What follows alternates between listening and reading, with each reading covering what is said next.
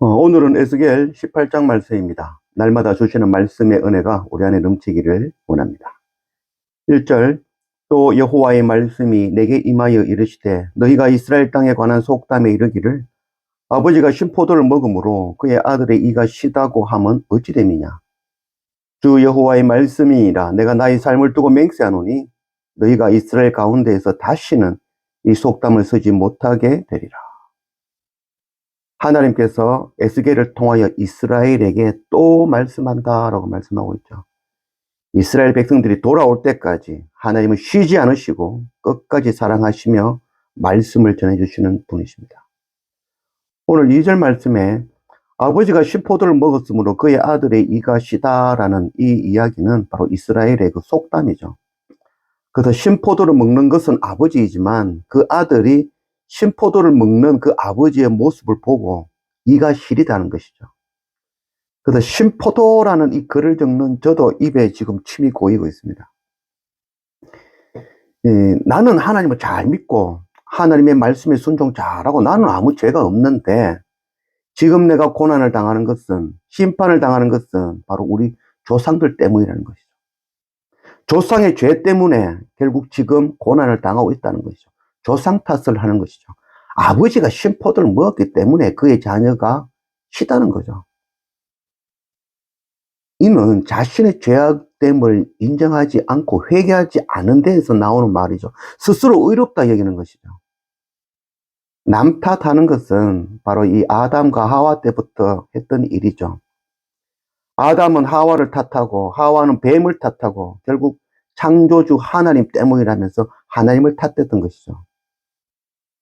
아담과 하와의 죄로 인하여 오늘 우리가 이마에 땀을 흘리고 해산의 고통을 당하는 것이 아니죠. 이는 어린아이들이 묻는 질문이죠.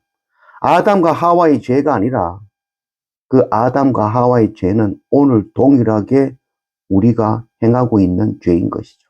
우리는 지금도 날마다 선악과를 따먹고 살아가는 그런 존재인 것이죠.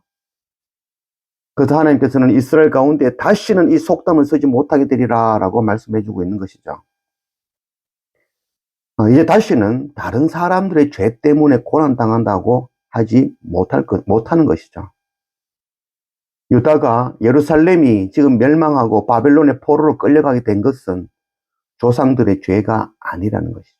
바로 너희들의 자신들의 죄 때문에 이와 같이 멸망한다는 것을 말씀해주고 있는 것입니다. 아담과 하와의 죄가 바로 지금 내 속에 있는 불순종이며 하나님을 원망하며 형제를 미워하는 바로 내 속에 있는 나의 죄라는 것을 우리가 깨달을 수 있어야 될 것입니다. 다른 사람의 죄를 내가 대신 지는 것은 결코 아니죠. 그렇게 하실 수 있는 분은 오직 한 분, 바로 예수 그리스도 뿐이죠. 조상의 죄다, 남의 죄다라고 비난하고 판단하는 그 속에 내 안에 그 죄가 가득하다는 것, 그것 우리가 깨달아 알아야 될 것입니다. 마태복음 5장 28절, 나는 너희에게 이르노니 음욕을 품고 여자를 보는 자마다 마음에 이미 간음하였느니라. 요한 1서 3장 15절, 그 형제를 미워하는 자마다 살인하는 자니 살인하는 자마다 영생이 그 속에 거하지 아니하는 것을 너희가 아는 바라. 하나님의 말씀을 그대로 읽는 자는 자기 스스로 의롭다 하죠. 나는 우상 숭배한 적 없고 돌 앞에 엎드린 적 없고 간음한 적 없고 구제 헌금 열심히 하고 봉사 열심히 하고 또 거짓말하지 않았고 율법을 지키고 그래서 스스로 의롭다라고 이야기하죠. 이게 바로 바리새인이 하는 말이었습니다. 우리가 하나님 앞에 나아가면서 이 땅의 것 구하고 내 소원 이루기 위하여 나아가는 것, 그게 바로 우상 숭배죠. 사람을 죽이는 것이 아니라 형제를 미워하는 것이 바로 살인이죠. 마음의 음욕을 품는 것, 그게 바로 간음인 것이죠. 탐욕을 품는 것, 그게 도둑질이며 내가 헌금 좀 했다고 남들 도왔다라고 생각하는 것, 그게 바로 악한 죄이라는 것, 그것 우리가 깨달아 알아야 될 것입니다. 스스로의 의로 살 수 있는 의인은 이 세상에 단 한 사람도 없습니다. 죄인이 따로 있는 것이 아니라 의인이 따로 있는 것이 아니라 우리는 모두 멸망할 죄인인 것입니다. 이 세상에는 단 세 가지 종류의 죄인밖에 없죠. 자신이 죄인인지 알지 못하는 죄인, 자기가 스스로 의롭다 하는 죄인, 그리고 마지막으로 내가 죽을 수밖에 없는 죄인임을 깨달아 아는 죄인. 이 세 명의 죄인밖에 없는 것이죠.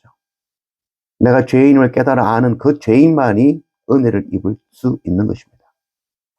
로마서 3장 10절, 기록된 바 의인은 없나니 하나도 없으며 깨닫는 자도 없고 하나님을 찾는 자도 없고 다 치우쳐 함께 무익하게 되고 선을 행하는 자는 하나도 없다.